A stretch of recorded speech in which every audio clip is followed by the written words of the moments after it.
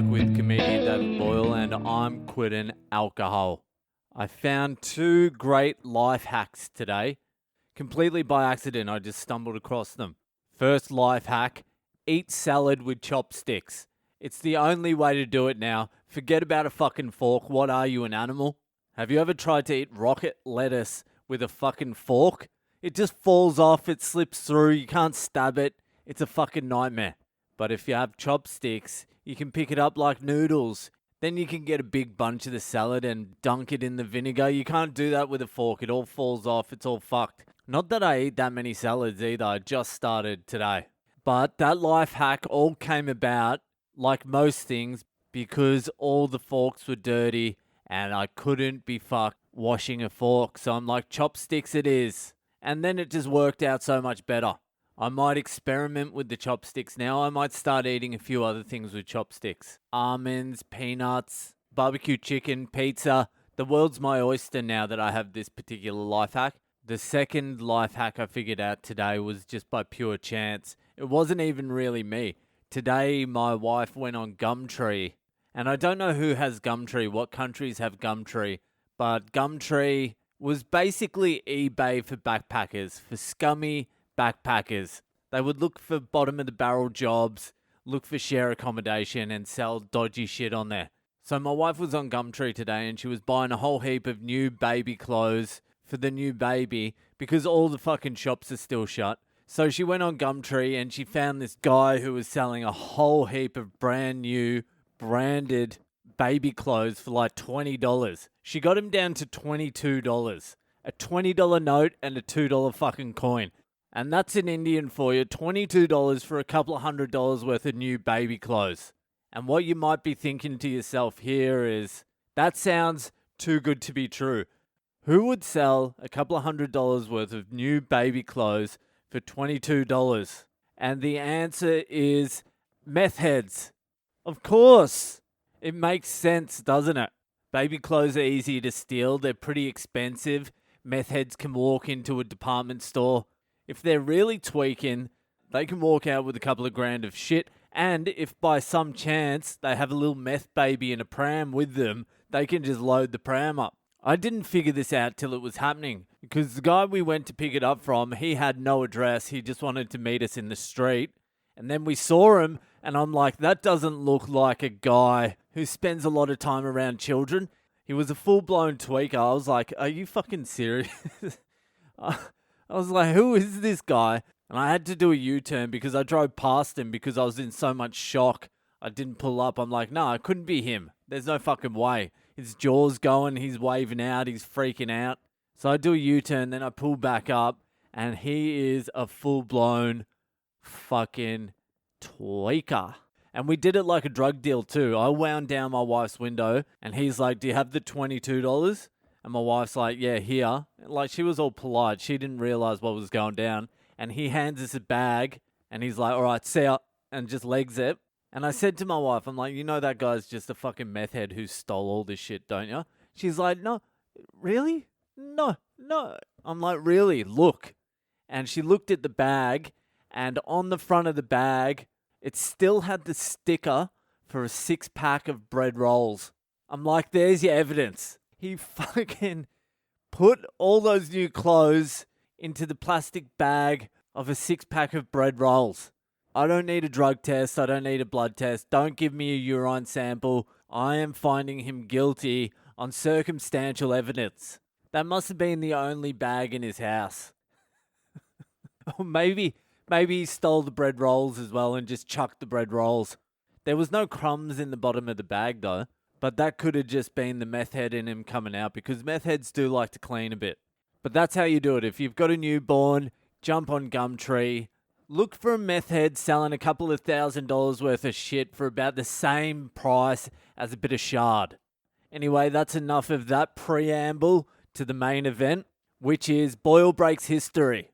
Now, this week I've chosen a topic a little bit closer to home.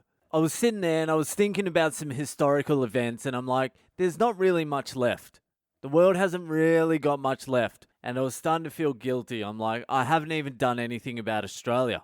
And also I was trying to cheat. I was like, if I do something about Australia, It'll make it much easier. I'll just fly through it. Then I realized I know nothing about Australia as well. I did not listen at all in school, and the things I did listen to were raised by a couple of decades of drinking and drug taking. So I'm a blank sheet. So this week on Boyle Breaks History, I'm doing the discovery and the colonisation of Australia up until the First Fleet, just the first arrival, because everything after the arrival was pretty much a drunken, murderous rage, with a bit of farming thrown in.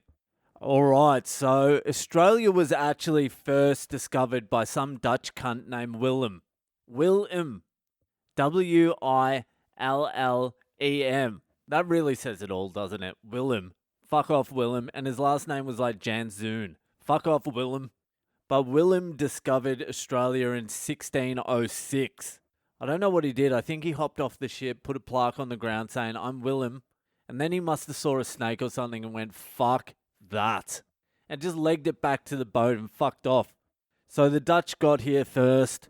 Back in the day, the Dutch were doing everything before England. Then England would come in and fucking swoop. Okay, so Willem discovered it in 1606. Then Captain Cook discovered it again in 1770. He's the English cunt. Captain James Cook, not to be confused with Captain Hook, who was always trying to kill Peter Pan. Two completely different people. So the Dutch discovered it, then Captain Cook discovered it again, and I think the Aboriginals said they were here for 80,000 years before either of them got here, but it's hard to tell who's telling the truth. The Dutch dude, the English dude, or the 350,000 Aboriginals that were already in Australia before those two cunts got here. So Cook claimed Australia for the British Empire. Then not a lot happened because Australia was just too fucking far away. No one was interested. Plus there was heaps of snakes and fucking spiders and shit. And none of the colonizers in Britain wanted to go to Australia and set it all up. It was too much fucking hard work. It was too far away. Just wasn't worth it. And then what happened was, in 1785, the English lost the War of Independence to the US.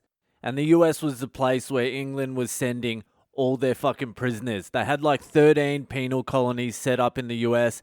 But once the US won the War of Independence, they're like, fuck you. We're not taking any more of you drunken, violent Irish. Keep them there. So that was in 1783. By 1785, the English jails were just fucking overcrowded, overloaded. They couldn't hang people fast enough. So in 1785, they decided they're going to start a prison colony in Australia. And they just started arresting people and giving them harsh fucking sentences. Instead of throwing them in jail, they're like, you are sentenced to 7 years hard labour in Australia. That's how they did it. Someone would steal a loaf of bread and instead of chopping their hand off, like in Kevin Costner's Hood, they would sentence them to 7 years hard labour in Australia. So in 1787, the First Fleet left England to Australia. How young is that? 1787. The American War of Independence was 1785. They'd already figured out the English were cunts and wanted to get rid of them by then, and we're just getting started. So the captain of the First Fleet was Arthur Phillip, and there were 11 ships and 1,500 people in that First Fleet. Only 1,500 people. It was actually a little bit less, I think. I think it was about 1,450 or something. About half of them were convicts, male convicts, and then there was a couple of hundred female convicts, and then there was about 10 or 20 children. Of the male convicts, most of them were fucking Irish. There were, though, and I didn't know this, there were 12 black convicts that were on the First Fleet to Australia. How unlucky is that? That's the double slave. I think they had bailed from the US to get to England where slavery was done with, and then they came to Australia for the double slave. I don't know what happened to those black guys. Maybe I'll look into that. The 12 black guys on the First Fleet to Australia. So the First Fleet set out and it took 252 days to reach Australia. You've got to remember, this is before Qantas was around. It took a long time to get here. What's that, like 9 months? And along the way, a lot of people died. Usually, but on the First Fleet, only 48 people died and there was like 27 newborn babies. So in 1788, they arrived at Botany Bay. They were like, this place fucking sucks. And if you go to Botany Bay now, you'll understand what they mean. And so they fucked off from Botany Bay, went down to Sydney. It was actually Port Jackson. That's where they anchored up. That's where they got off the ship. And that's when Australia was officially founded on the 26th of January, 1788. And the Aboriginal accounts of the ships coming in, they didn't know what the fuck they were. They'd never seen that ship before. They thought, how crazy is this? They thought that the ships and the white people on the ships, in their funny wigs and shit, they thought the white people were the devil. Crazy stuff, eh? How inaccurate were they? They thought the white people were devils. Little did they know. All right, that's it. But I'll just throw in this last little thing. I found this very interesting. So in 1835, what's that? 57 years?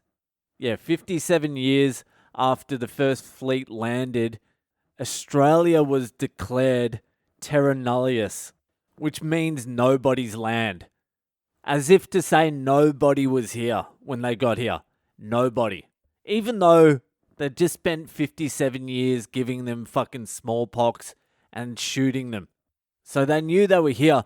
But one of the ramifications of declaring terra nullius on a land already filled with people is you make those people non-humans.